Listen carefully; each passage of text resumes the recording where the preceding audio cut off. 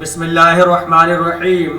عزیز طلبہ، کل کے سبق میں آپ نے معطل بیک حرف کا مفصل بیان پڑھا تھا، اور میں نے کل کے سبق میں یہ بیان کیا تھا کہ معطل بیک حرف کی 3 قسمیں ہیں: معطل فا، معطل عین اور معطل لام۔ ساتھ ہی یہ بھی بیان کیا تھا کہ معطل فا کا نام مثال، معطل عین کا نام اجوف اور معطل لام کا نام ناقص بھی ہے۔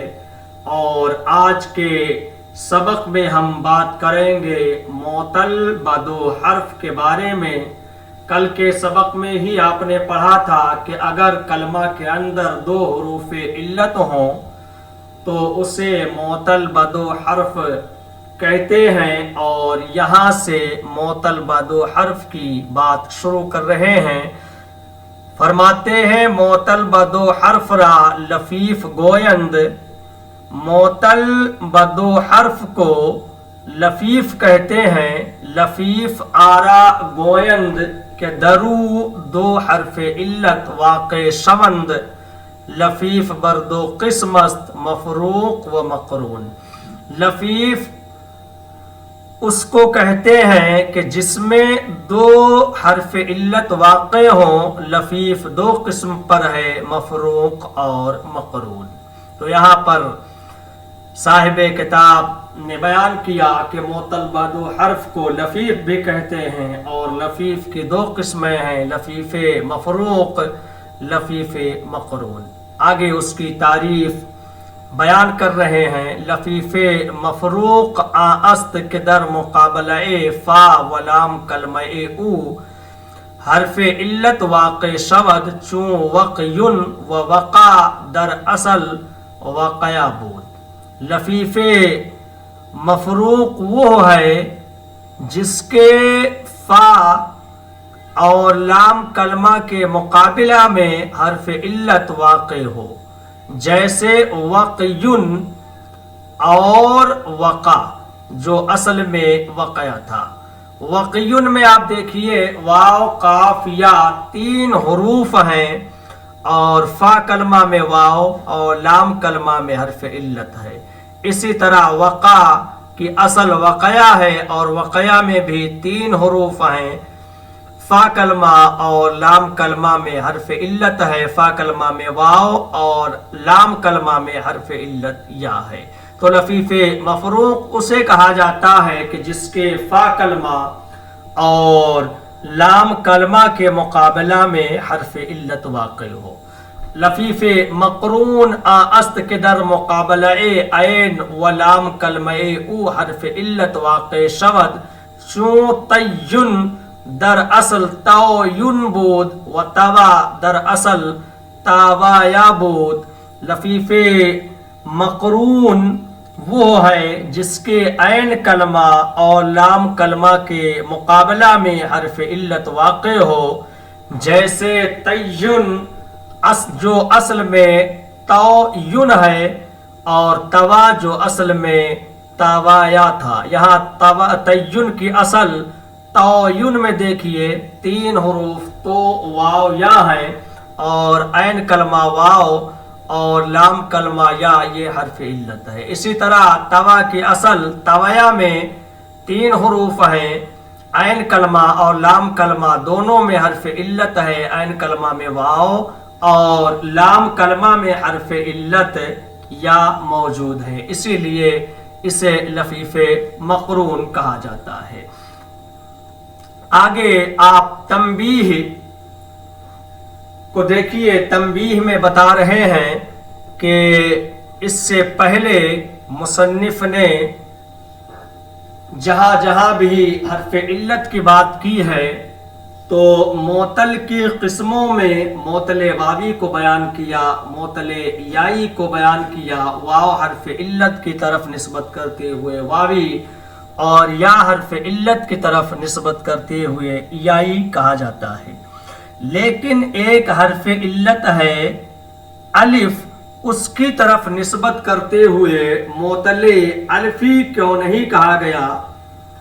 تو اسی کی طرف تنبیہ کرتے ہوئے یہاں سے بیان کر رہے ہیں۔ تنبیہ میں آپ دیکھیں مصنف اسی چیز کو بیان کر رہے ہیں۔ فرماتے ہیں کہ الف اگرچہ حرف علت است لیکن الف بے ذات ہی در معطل واقع نہ شود۔ یہاں سے بیان کر رہے ہیں کہ الف اگرچہ حرف علت ہے لیکن ذاتی طور پر الف معطل میں واقع نہیں ہوتا ہے۔ و اگر الف واقع شود پس او متغیر از واو یا شود، اور اگر الف واقع ہو معطل میں تو اس کو واو یا سے بدلا گیا ہوگا، چون قالا و دعا در اصل قوالا و دعاوا بود، این الف متغیر از واو است۔ جیسے قالا اور دعا میں الف جو ہے یہ اصل میں قالا اصل میں قولا اور دعا اصل میں دعاوا تھا، یہ الف واو سے بدلا ہوا ہے۔ اصل میں واو تھا، واو کو بدل کر کے اس کی جگہ پر ان دونوں مثالوں میں الف لایا گیا ہے۔ ودر باع و رما الف متغیر از یا است، اور باع اور رما میں الف بدلا ہوا ہے یا سے کہ در اصل بایا و رما بودند، اس لیے کہ باع اصل میں بایا اور رما اصل میں رمیا تھا۔ اصل میں دونوں میں یا تھی جس کو الف سے بدل دیا گیا ہے۔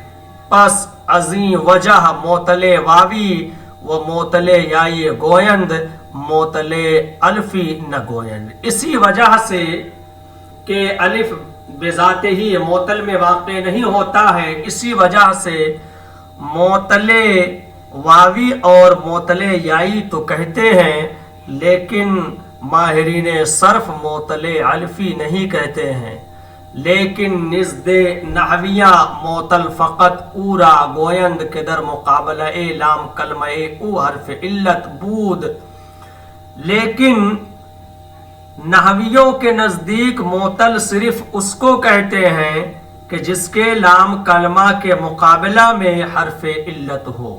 و نحویہ ظاہر حال را بینند اگرچہ در اصل واو یا باشد، لیکن ظاہراً اگر الف باشد نزد نحویہ معطل الفی باشد، چون یخشا، اس لیے کہ نحوی حضرات ظاہر حالت کو دیکھتے ہیں، چاہے اصل میں واو یا ہو، مگر ظاہری طور پر اگر الف ہو تو نحویوں کے نزدیک اسے معطل الفی کہیں گے، وہ معطل الفی ہوگا۔ جیسے یخشا میں ظاہری طور پر الف ہے تو ظاہری حالت کو دیکھتے ہوئے یخشا کی نحوی اس کو معطل الفی کہتے ہیں، لیکن صرفیوں کے نزدیک یہ الف اصلی نہیں ہے بلکہ اس کو بدلا گیا ہے کسی دوسرے حرف علت سے، اس لیے اس کو معطل الفی نہیں کہا جائے گا۔ نزد نحویہ معطل الفی است، یخشا نحویوں کے نزدیک معطل الفی ہے، لیکن نزد صرفیہ معطل یائی است کہ در اصل یخشیو بود، لیکن یہ صرفیوں کے نزدیک معطل یائی ہے، اس لیے کہ یخشا کی اصل یخشیو ہے اور یخشیو میں یا حرف علت ہے نہ کہ الف۔ لیکن محموز و مثال واوی و مثال یائی و اجوف واوی و اجوف یائی و مضاف ثلاثی و مضاف رباعی ہما نزد نحویہ صحیح اند در آخر او حرف علت نباشد۔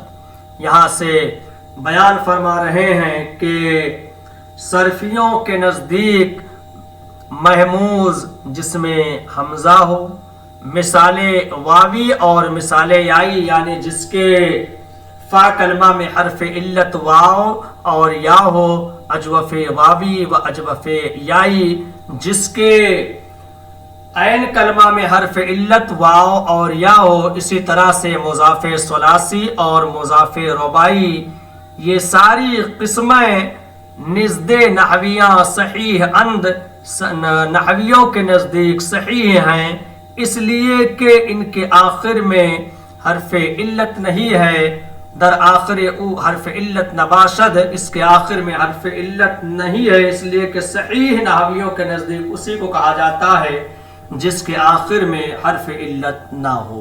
تو یہ تمام چیزیں محموز، مثال واوی، مثال آئی، اجوف واوی، اجوف آئی، مضاف ثلاثی، مضاف رباعی نحویوں کے نزدیک صحیح ہیں، اس لیے کہ صحیح نحویوں کے نزدیک اس کلمہ کو کہا جاتا ہے جس کے آخر میں حرف علت نہ ہو، اور ان تمام کے آخر میں حرف علت نہیں ہے، اس لیے نحویوں کے نزدیک یہ سب کے سب صحیح ہیں۔ آگے حاشیہ میں آپ دیکھیے مصنف نے لفیف کے تعلق سے اور 7 اقسام کے تعلق سے کچھ باتیں کی ہیں جو فائدہ سے خالی نہیں ہے، اس لیے اس کا جاننا ضروری ہے۔ یہاں سے حاشیہ نمبر 1 میں بیان کر رہے ہیں، لفیف لفن سے بنا ہے، اور لفن کا معنی یا لف کا معنی ہے لپیٹنا۔ اس میں 2 حرف علت ہوتے ہیں جو کلمہ کو اپنی لپیٹ میں لے لیتے ہیں، اسی لیے اس کو لفیف کہتے ہیں۔